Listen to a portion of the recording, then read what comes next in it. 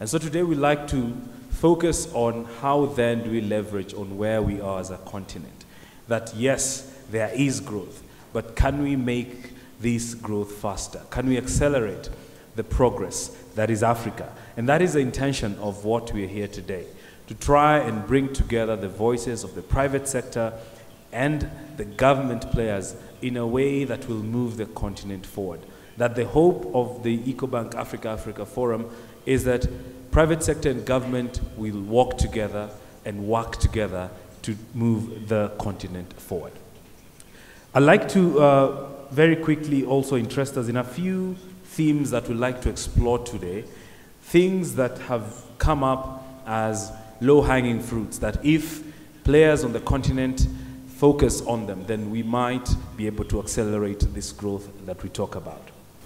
And gentlemen on the panel, thank you very much for making time.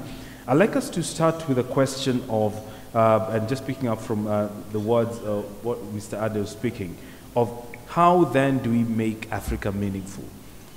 We are many, but we are not fully integrated. And as far as Africa is scattered, we lack meaning, as is said. I'd like to start with Minister Gatete, because you're the host here.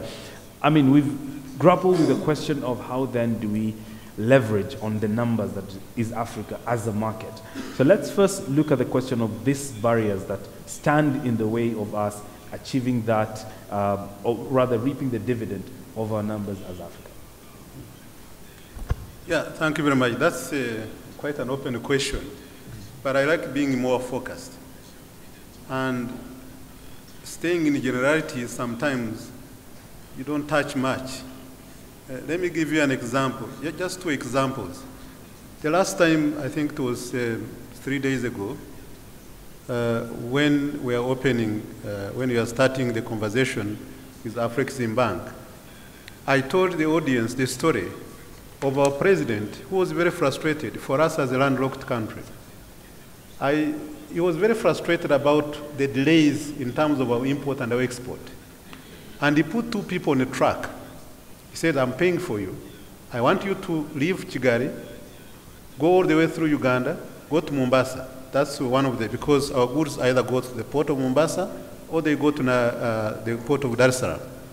So he put them, then anywhere they stop on the roadblock, if they ask for a bribe, they pay. If they go on way bridges and they ask for different questions, you pay money and get by. And then you also continue at the border, you also have to pay something. So then they went and came back. They gave him the report. Very, very shocking. And at that time, to move just goods from Mombasa to here, it was taking 21 days. And then he was wondering, what is it that takes 21 days to reach here? So when they sat, he gave a report, the president of Uganda, the president of Kenya. He says, look at the number of roadblocks that we have. Look at the number of way bridges. And the people needed 3 insurance for the goods in Kenya, another insurance in Uganda, another insurance in Rwanda. Look at the delays on the customs at the border of each of the countries. And in one meeting, they agreed to remove all roadblocks, all at once. To remove way bridges and leave only 1. And then they moved the delays at the border by introducing the cargo tracking system so that you can track your cargo from Mombasa all the way without stopping. And then you could pay anywhere. That means Mombasa, you could allow the Rwandans to go and stay there, Ugandans to be also in Mombasa, and meaning that actually for here, you can pay while you are here. You don't need to go to Mombasa. Your goods could be cleared and all the way up to Kigali. Then they agreed that we should have 1 insurance for the entire 3 countries as long as it is reinsured. They removed so many other things. They didn't pay money, but it was removed. And that way then, because of the decisions, the goods were no longer taking 21 days, but 5 days from Mombasa to Kigali. Those are the things of focusing and making sure that you solve a problem. Now, for the others, there are issues that we know. Most of the African countries are agricultural countries. Let me just pick an example of someone who is here, Jenda Fraser, who is seated here. She's in agriculture. In terms of solving the issues of the farmers, she came up with a plan of saying, let me introduce the commodities exchange. The commodities exchange, you have different warehouses You purchase from the farmers. The warehouses, they fulfill all the international standards in terms of the commodities which are there, which can be sold. Means you are solving the problem with the farmers. They come in, you give them a receipt, they can get money ahead in any banking system. And she introduced a platform that is electronic that you can see here in Kigali. If you go there, it is using the NASDAQ platform. And we wanted to see how we can have it as a Pan-African infrastructure. In Rwanda, it works. It assures the farmers of the money. You don't have to delay because you can bring your goods and be able to get a receipt and be able to access money ahead of time. You don't have to go through any other struggles. It works in Rwanda. It works in Nigeria. I think the boss of Nigeria is here. There is another one here in Rwanda. We are trying to put it in Kenya, in Uganda, in Tanzania. But that means it's directly helping the farmers. But when it comes for them to access money, that's where it becomes a problem. We have the banks in Uganda, in Kenya, in Rwanda, in Tanzania. We have the banks in Nigeria. We have the banks all over Africa. We have development banks. But the issue is, for someone like that one, who wants to establish a platform that's Pan-African, that has a direct impact on the farmers, it means that if all of you, if the Afreximbank and others came together, Ecobank, and say, well, what can we do here? If this works, then can we support it? How do we support it? How do we become partners into this? It means, the reason why I'm bringing that is that we need to be more focused, rather than talking in the generalities. Because I attend many conferences, I know how much we talk. But when it comes to doing, as my president was saying, it's a different story. And we can start really few things that can work. Right. And that's why I was saying, for a Pan-African bank, for example, like Ecobank, meaning that you are everywhere in many countries. We trade with each other.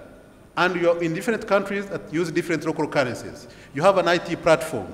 Why can't you assist the same people that are trading in those countries?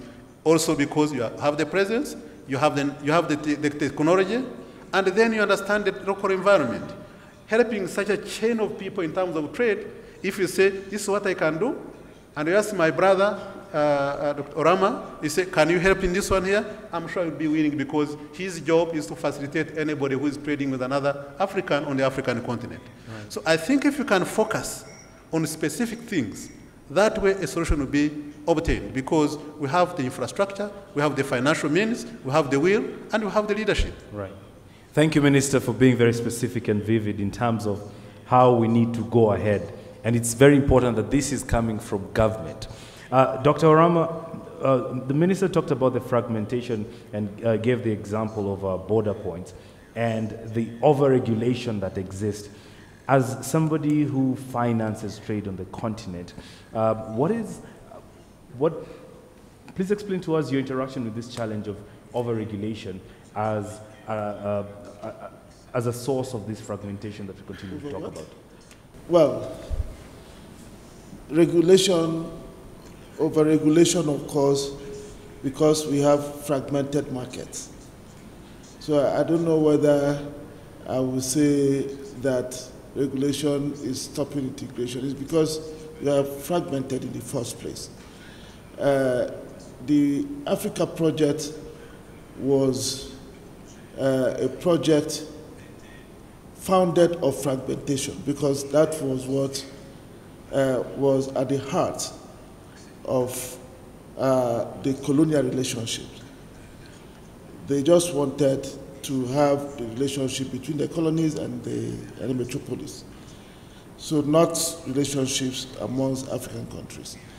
It then meant that regulations and so on will follow that path. From independence, I would call political independence, we never weaned ourselves from economic independence. So it continued. The Francophone African countries will do things the way the French do, notwithstanding that we are 50 years old, they are 50 years old. The Anglophone countries will do what the English do. The Lusophone countries will do what the Portuguese do, and so on. So you then have these fragmentations. And because, again, we are so dependent on the metropolis, even after independence, the pressures are then to prevent the integration.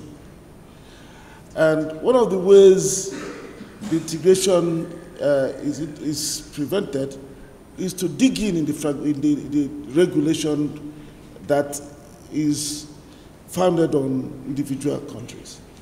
And so we've seen that it is a big problem. Everybody knows it's a big problem. It's one of the reasons why the continent is not integrated. It is one of the reasons why we're having very low intra-regional trade. That is why, until recently, when the likes of Ecobank started going out to different African countries, that was why if you wanted to, if a Uganda or a Burundi trader wanted to buy something from Kenya, the LC will be opened and they will be confirmed through the London or somewhere. So that was what was happening, but things have improved since then. Having said that, I think we can no longer blame the colonial past. I think we are more than 50 years old. I think we know now what the problems are. We just need to have the courage to integrate the continent.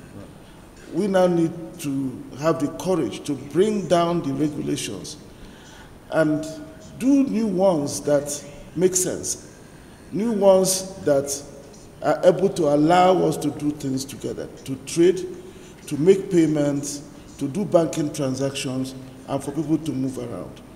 I think that's what Africa needs now. And if we're able to do that, we're going to go very far. But I must tell you that those things are not going to come because we wish it.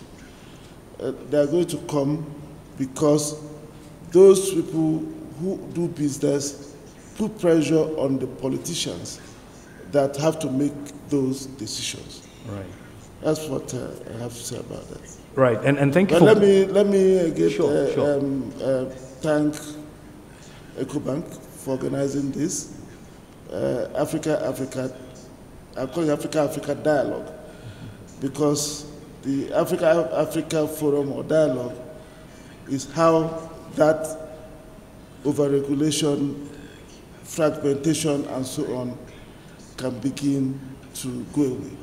Right. Thank you. Thank you, Dr. Oramah. And as you've pointed out clearly, I mean, there are different causes of this fragmentation that we talk about, and it so appears to me that different countries have their different clauses, yes, but also they perceive risk differently, which gives rise to a lot of protectionist tendencies that we see, and not just on the continent, but even beyond. Mr. Ade, obviously when you were coming up with this Africa conversation, protectionism is a true threat of trade, but it is also a reality of our time. In your view, as somebody whose work is to facilitate trade on the continent, what do you see as a way of going around it? Because we can't just wish it away. Okay, thank you. I will be like Minister Gatete. I'll try and be focused, right, because time is well spent. In terms of payments across the continent, the technology exists today to make that happen. There are some institutions that are trying to do that. In terms of the platform of Africa dialogue, what I would suggest is we say that between now and the next Afrexim AGM, Ecobank and Afrexim have the responsibility to make this work and report back to the next Africa dialogue what we've done about it. Because the technology is not the problem. It seems like it is priority and it's important. It's not every country that there can be free flow of payments because of exchange control, but those things can be isolated. And that's something that we can solve. If that is one thing that's priority, we put it on our priority list now, and we say, we go out of here, you mandate Ecobank, Afrexim, of course, working with all other African institutions and banks and co. make sure this is one tangible thing that comes out. I like tangible things that comes out of this, and we make it work between now, and we have the responsibility to report back in the next AGM of Afrexim, and then that we can tick that off, because that needs government, but that needs the financial institutions, the banks, and all of us to do something. We can push it as far as we can go, and then we see what else is remaining. Right. So that is actionable. Right. I agree that, fragmentation is a problem, but we need to start chipping at it. So the payments, sorry, Dr. Oramah, you and I will take that, and we need to then, at the end of this, let people know how we're going to do it, Yes. and not publish how we're going to do it in the next AGM, but call me the next AGM, and I've done something about it. If you don't do it... Thank you. We have a commitment right there. Because not everything needs regulation. I don't want to blame people not in the room. This we can do. Right. Thank you. Fantastic. And I like that there's quick commitments here. We're not waiting for the next AGM to read a report about what we said. We're looking at what is already here.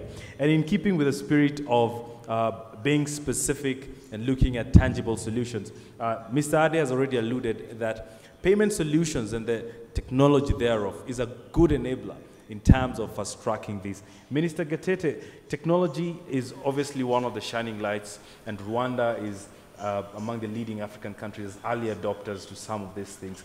Just paint to us a picture of what we've already done in Rwanda in terms of technology enabling trade, and what are the other opportunities that still exist. No, thank you very much. Rwanda, actually, we didn't start a long time ago. I would say the starting point was in 2009. After doing the Finiscope, I think it's a survey that is showing how we are financially included.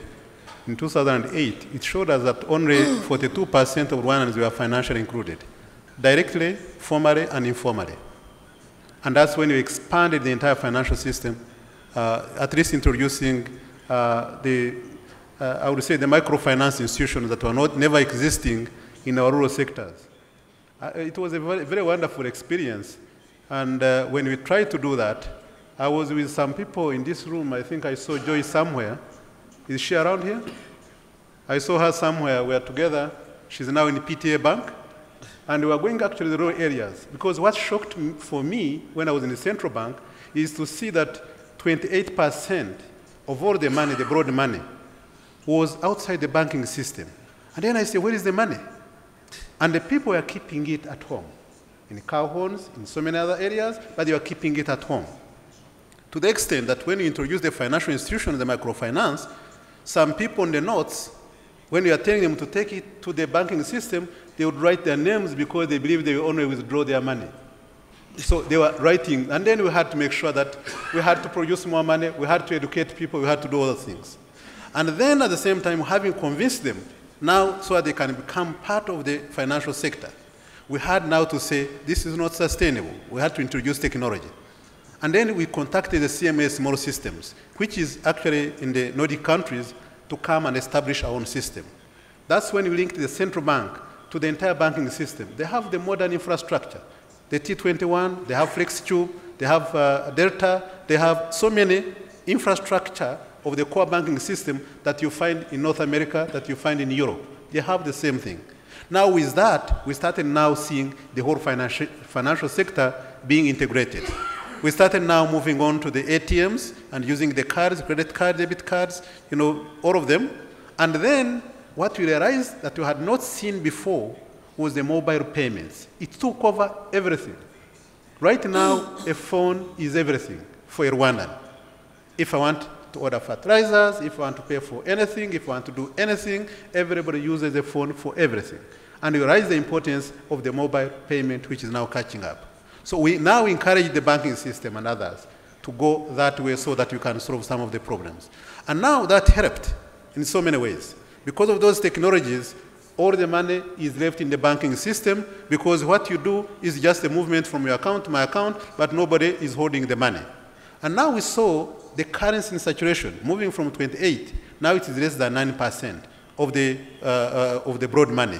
the usual standard is 2%.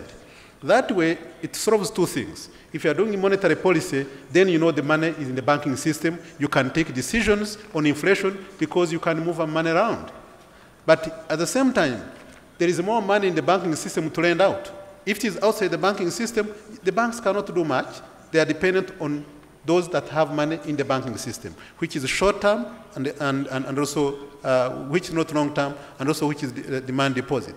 So for us, the technology that we have introduced is very important. It also helped us because we had to link the central banks of East Africa, the East Africa payment system, meaning that the one in Kenya, in Uganda, in Tanzania, and ourselves, we are linked by RTGF, the real-time gross settlements. That one, once we are linked, means you can hold the currencies of any other country much easier. You can do the settlements. And now, as we link the trading platforms, the settlement becomes much easier and also settling in our own currencies. And we are seeing the benefits of that technology helping us. If we continue this way, then we see that we are seeing a solution underway in terms of solving our problem. Right, interesting. And it's amazing that all that has happened in such a short time. And so the reality of a leapfrogging Africa is here with us. Shortly, I would like to open this conversation to members of the audience, but I'd like to very quickly point out an issue that will obviously come to fore whenever we talk about Africa moving together, and that is the issue of the marginal groups in Africa. Women on the continent play a big role as far as micro enterprise are concerned. They still have challenges in accessing credit, and probably, Mr. Ade, you take this question. How then, as we talk about inclusion, technology has done its best, but what more do we still need to do to ensure that we move together? Okay. So the first thing is the people need to have accounts so that we can know them. And I told one of the countries, not Rwanda, that if you don't know your people, how can I bank them? Okay? We don't have ID cards and they don't have fixed address. How can I bank them? That's the first thing we need to do. The second thing we need to deal with is the cost of banking is so high that if I put the price point here, but I say everybody is included, in my country, there are so many big cars in the showroom, but the price doesn't allow inclusion. So if the banking prices is so high, then people cannot get included, even if I so wish them. So what is responsible for the high cost of banking? If somebody wants to open an account, the cost of account opening, 95% is documentation that the government asked me to take. Now that documentation is to, yes, we want to prevent money laundering, but the woman that is saving 5,000 Rwandese shillings or Kenyan shillings is not the money launderer. The person that is saving 10,000 naira is not the money launderer. So we have to, as people, understand what is important as focus and the secondary. Allow the banks to open accounts for people, specify marginal documentation that is required for the small level of society, and as we move them up, then we get all those documentations that we want. So if that is allowed, then now 95% of the cost goes away. Then the idea of using the phone as a basis of being able to open accounts, being able to track what the woman is doing, and being able to track what the small-scale enterprise is doing, and that then form the basis of being able to lend to that business. Right. Because the bigger issue is that, because when I ask you, what is your turnover? Now, if the woman is in the village and has turnover, that's really, it's difficult. But if the transactions are happening in a place that is digital, then it makes it easy for the banking system to be able to provide support. Right. So we need to move. In my bank, 25 countries in the continent has allowed us to open accounts digitally for people at the base of the economy. Right. And what we said is that if the society allows us to do this, then we will open those accounts free of charge. Right. Because ultimately, we are leveraging societal resources to open the accounts for people. And I think we need to make this as universal as we can in the continent. that allows people to be known. So they need to be known. Right.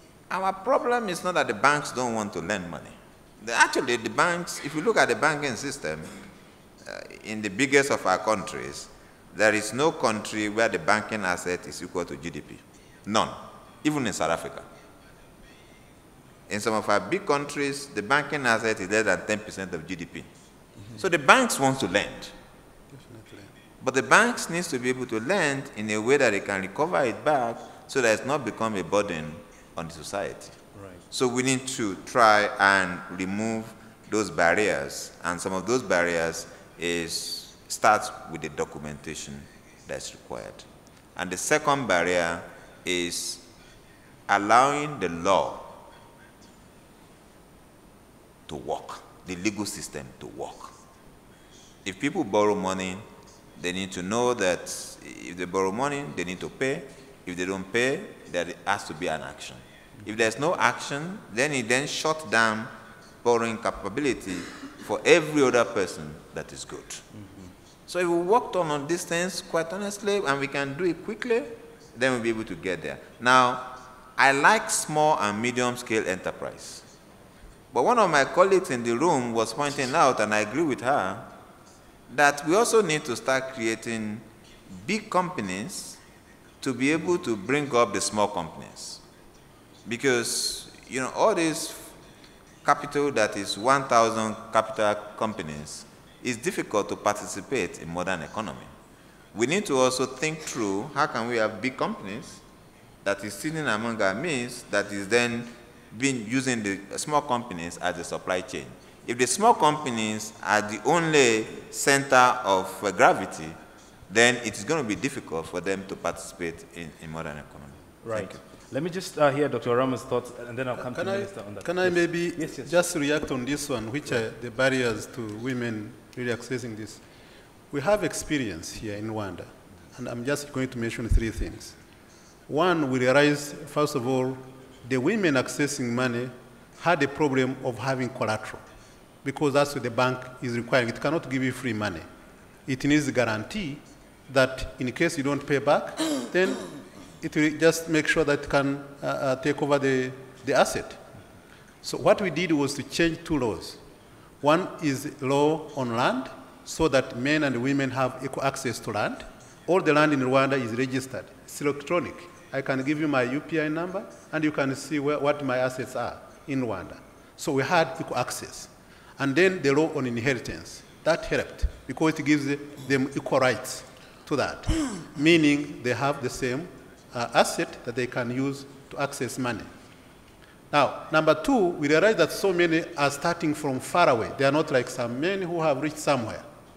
Because for the land now, all the land in Rwanda, 52% is jointly owned, 26% is owned by women only, 18% is owned by men only, meaning that actually there has been progress in that because of the law. And now when it comes to access, because they are starting from far away, some of them needed help. And that's why for we introduced the BDF, the Business Development Fund, which provides 75% guarantee for women who have no collateral at all. Right. So that way then, it helps them to access money. And this one you can see the numbers, because the central bank regulation is that all the money, all the lending has to be desegregated by gender. So anybody of you can access how many women are in which category, SMEs, the big ones, how much money they are getting, and you can see everything.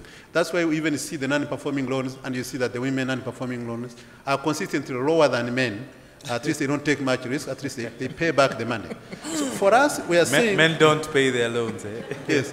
We are seeing that for us, the actions that we took on land law, on inheritance, on the Business Development Fund that is giving extra guarantees for women, that has helped significantly. And we can see it reflected in more lending to the women. So this is very, very important for us. And that's why it's remove those barriers that are preventing women accessing the banking services. Fantastic. Dr. Oramah, I'd like your take as well on these barriers to access to credit, especially in focus to women and youth.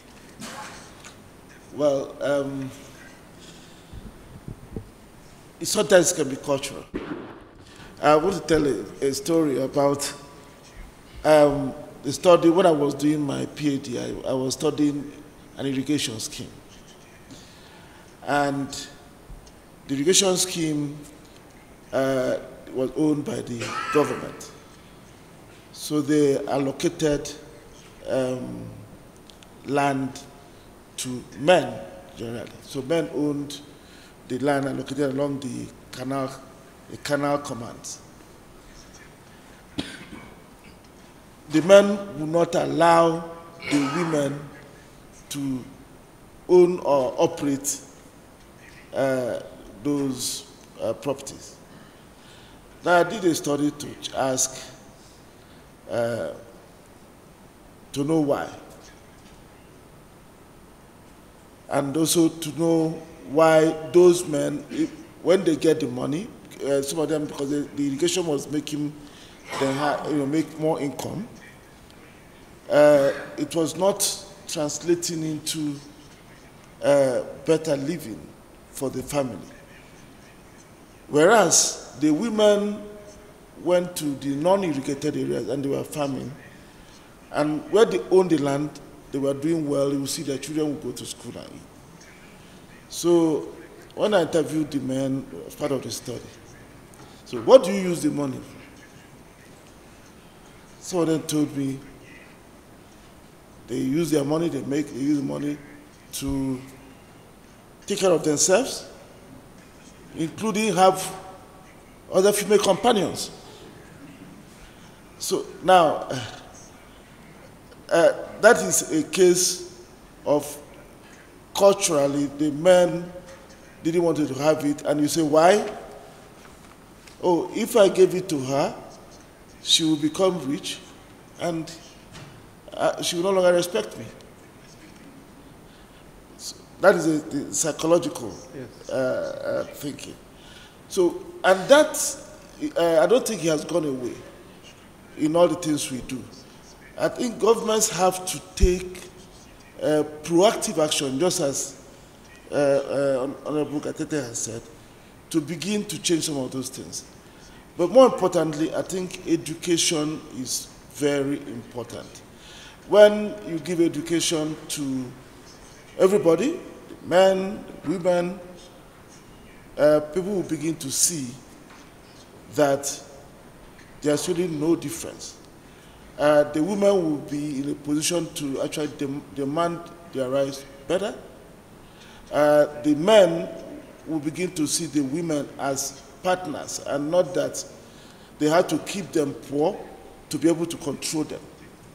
Because the idea is that if the woman is rich, she becomes, she starts bossing the man, and in some culture, a man can even commit suicide. Because if it's seen that the woman is a boss in the family. So education is very, very important. Right. Great. Gentlemen of the panel. Can I just say something? Again, I think in the spirit of the Africa dialogue, what I would propose is that probably over the next 12 months, we get a study commissioned that study what has been done in Rwanda, try and look at other places, and get a document that can be presented to the African Union heads of state in terms of barriers to allowing, you call them marginal, I call them the important part of our society, full inclusion, so that again we can shine light on what works, what the problems are, and apportion responsibilities on who needs to do what. Right. I like the way this panel is very practical, eh? So we have two commitments. For the journalists in the room, please, eh? That should be a good headline tomorrow.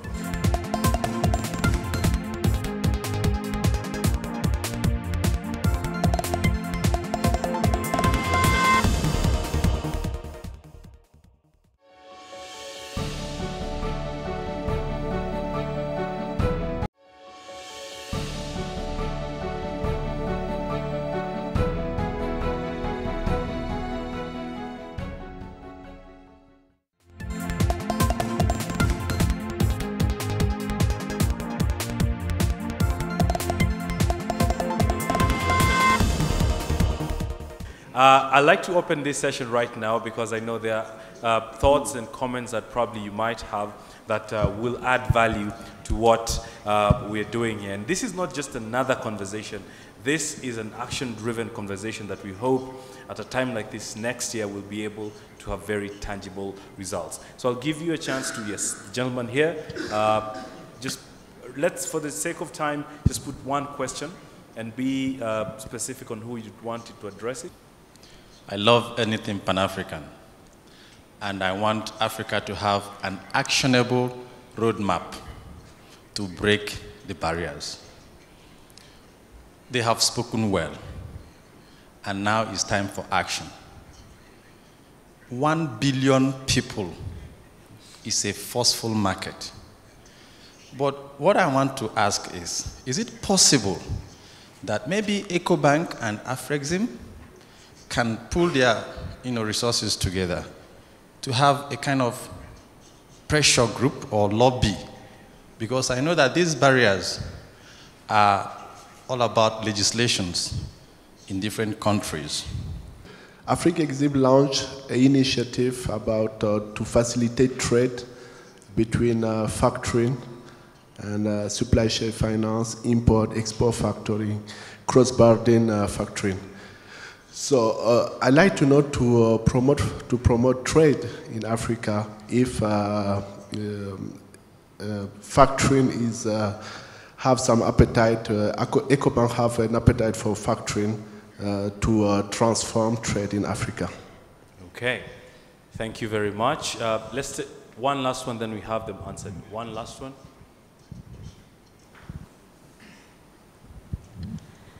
Thank you very much. My name is Cecilia Akintomide. Just on the initiative to facilitate trade for women in Africa, I just wanted to mention that there's the Grassa Machel Trust that has launched an initiative called Women Advancing Africa. And I know that they would absolutely love it to collaborate with Ecobank and Afreximbank because they're focusing on these issues and they don't have any financial institution at this time working with them. So I will try to link the three of you together. There's a meeting 9th to 12th of August of this year in Tanzania to take the initiative forward. And I know that the African Development Bank has actually completed a study that evaluates all of the African countries looking at the challenges that women have. So you actually have a study that you can leverage to take this initiative forward. And I think it's a great initiative, and I'm glad that two great financial institutions on the continent have decided to take this forward. Thank you. I think we should give us a round of applause for another commitment. Mr. Ade, I think you just have another partner right there. But let us quickly take the answers to these questions, and then I'll come back to you for one last round, okay? Probably start with Dr. Oramah coming down. Oh, okay, thank you very much. The lobby group. I personally don't think you need to form a case street here in Africa to be able to start lobbying. I think the collaboration we have is already a lobby group. The important thing is to have a solid foundation on which to lobby, to conduct the kind of studies Ade mentioned, to understand the issues, the nature of the problems, and then who to approach. Actually, this is the right time because His Excellency President Kagame is heading the reform agenda at the AU.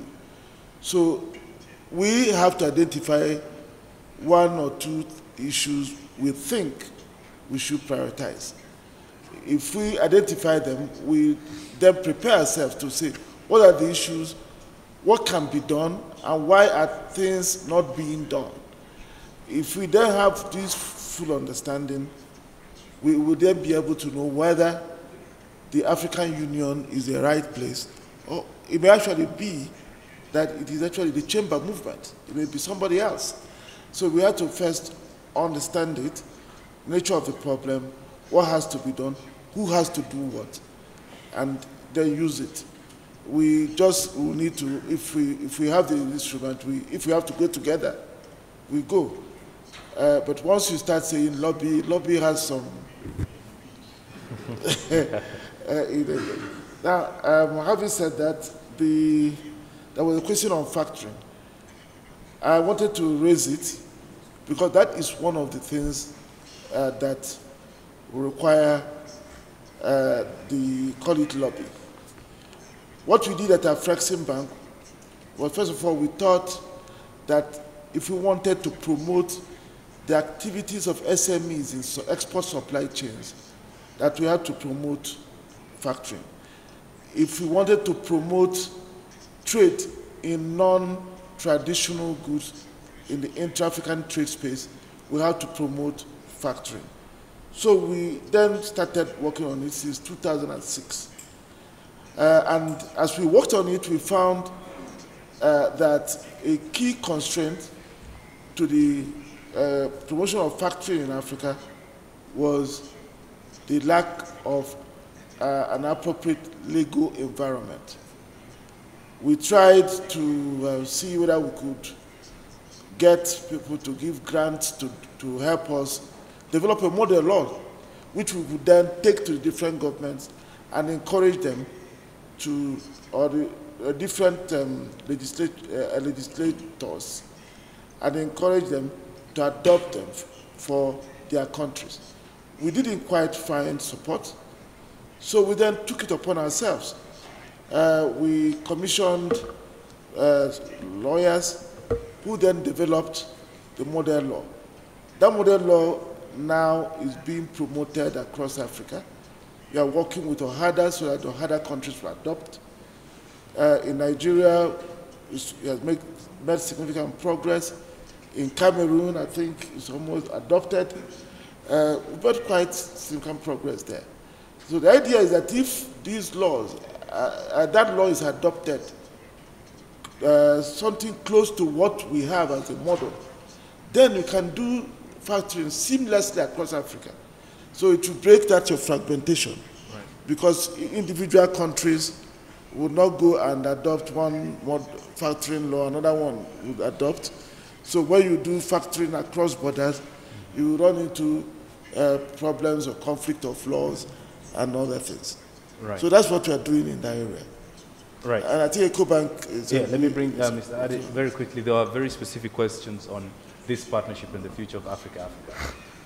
Okay. On lobby, I think we're all here. We can create advocacy group. I won't call it it's advocacy, and trying to get the government and also get individuals to take action. On factoring, we're a bank. We want to participate. And I think there was an event that was done in Cameroon earlier this year. We partner with Afreximbank in sponsoring that, so that is your statement of intent. Thanks, Cecilia. We'll work with you on trying to see how we can leverage Gresham Marshall activity. We'll get somebody to attend in 9 to 12 and see how we can then use that as a way of moving forward. Thank you. Right. There was a lady who put her hand up. Your question has been answered. Fantastic. Could I just give one last question? One question, then we'll have our closing comments, because we need to close. Yes, right at the back. A problem of interest on loans we are getting. 18% is a lot of money. Do something for that. Thank you. Ade, I think this is your question about the high interest loans. She says 18% is too high for them. 80% or 18%? 18%, right? I can maybe... Yeah. That's Kigali's rate. I can That's answer, Minister's question. I can answer the question. 18% is too high anywhere for somebody to borrow money as a return on debt. However, we need to unpack that situation and work on making sure that inflation is not very high making sure that we all pay taxes, and so our governments are not borrowing money, and therefore the treasury bill is also very high.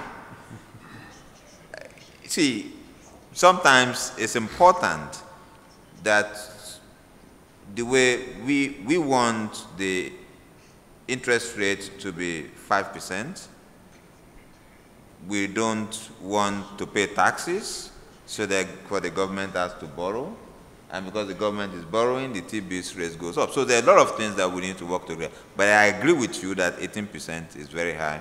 There's a lot of work all of us need to do. I'll allow Minister Gatete to talk specifics. On this one, I can talk generalities.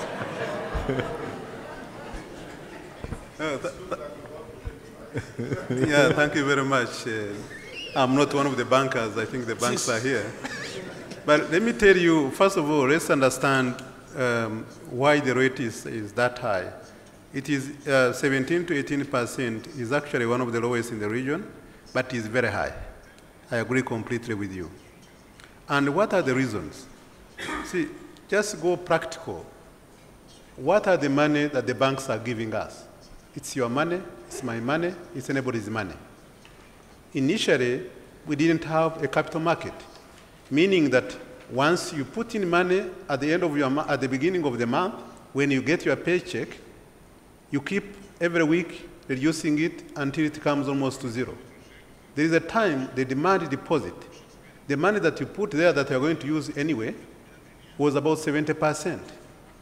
And now the deposit money is a big chunk of the money that they use to lend, because you are not accessing the capital market, and they are not borrowing from international market because our banks were not rated by international rating agencies.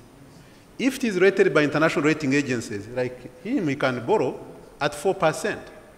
Some countries can borrow, some banks can borrow at 2%. Because they are rated, they can access international market. Ours, which are not rated by Moody's, by Fitch, by S&P, then you find that for them to go to London, to go to New York, to go elsewhere, to raise money, it becomes very difficult. So they depend on the deposits, they depend on the money they borrow from the development banks, like Afreximbank, like ADB, like PTA Bank, like others which are the regional development banks. And then all others in Europe, which are also looking at specific areas. Now, because of that cost of money, and because we didn't have a well-functioning capital market, once you have a well-functioning capital market, it means the banking system now can raise money on their market because they are known. But on this one, you cannot get long-term resources. You get short-term resources. You get money that is expensive. You get money that is short-term in nature, and it becomes expensive. And the way we are trying to solve this problem, that's why we are building the capital market, so that you can bring in money from other savers, taking advantage of the slightly more return on our own market. And this is the only way that you can raise money, not necessarily in the banking system. You can just put a product on the capital market and be able to raise it. But this money ends up in the bank, so the bank has enough to lend out. The second one is, of course, the non-performing loans. Now that you have the Credit Reference Bureau, where you can see how each person behaves. You know, in Europe and North America, for you to get a credit card, sometimes it becomes very difficult if you have never taken a loan. Because they say, we don't know how you behave. Because you must be having a credit card so that you know whether you pay back or you don't pay back. But if you have not been taken any loan, then they don't know how you would behave.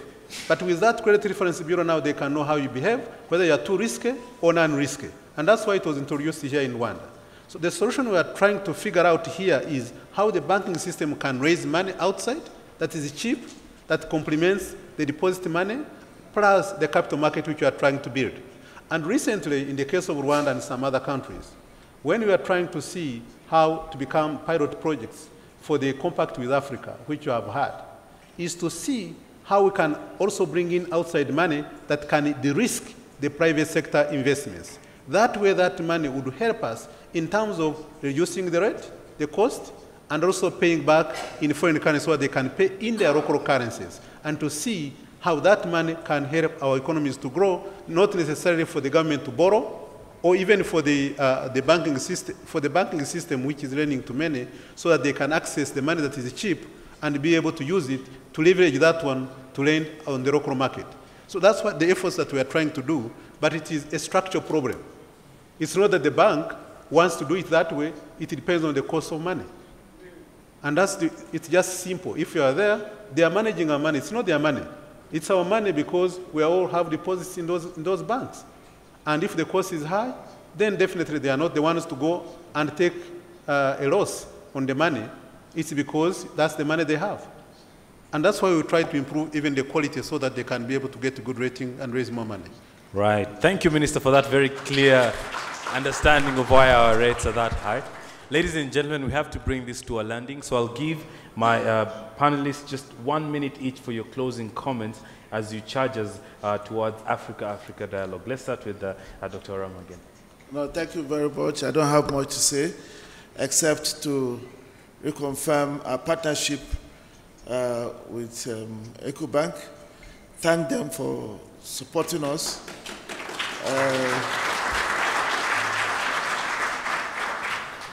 They sponsored the events of yesterday and also the gala tonight. That is what we call partnership.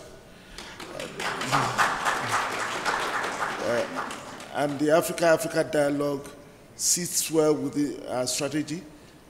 That is what we want to do. We want to break down the barriers. And I think by discussing and leveraging our individual strengths, we will be able to do things each of us wouldn't have been able to do individually. So we thank Ade and the team for giving us this opportunity and for all the support. Thank you. Thank you very much. Minister Gatete. Yeah, thank you very much. We also thank really the Ecobank for this forum that has given us for us to dialogue.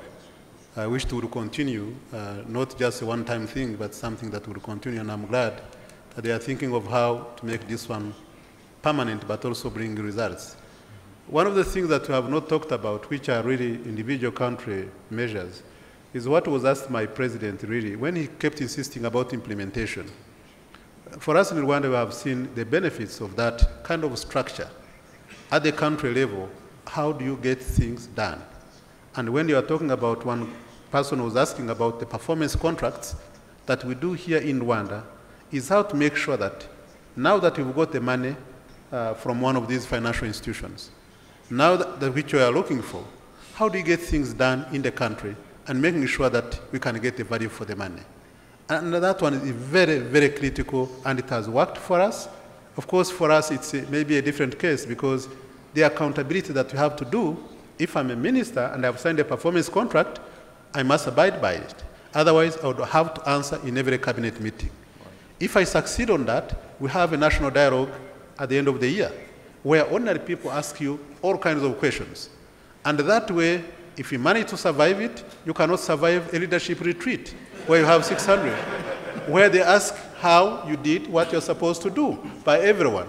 And that's why, because of that pressure, because of that accountability, and everybody is looking at you, it's no longer your boss only, it's everybody looking at you, then for you to stay in your job, you have to make sure that you deliver. You have no choice. It's not whether you're a good spokesperson, whether anything, you must deliver. Thank you very much. I just want to thank you. Thank you very much. Mr. Ade, take us home. Well, there's been so many thank you. So I need to thank Dr. Oramah and thank the Minister for hosting us and Dr. Oramah for making a lot of things happen. I think what we agreed is we've taken two things that we're going to action on. The payment, so you and I need to get that done, and so that we make sure that people made that commitment. We're also going to work together with Gracia Machel Foundation on how to enable those funding to be able to go to marginal.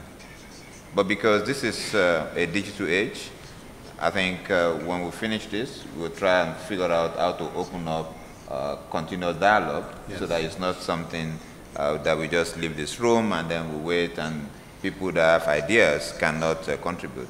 This is not just an Ecobank and Afreximbank and Rwanda. This is for all of us. We're just trying to create an opportunity for a conversation to happen. I thank everybody for the time you've taken to come here tonight, and also the patience for waiting for us. We're so grateful.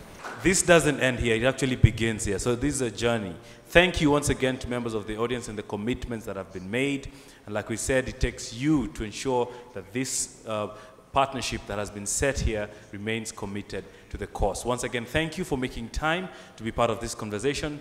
Good evening.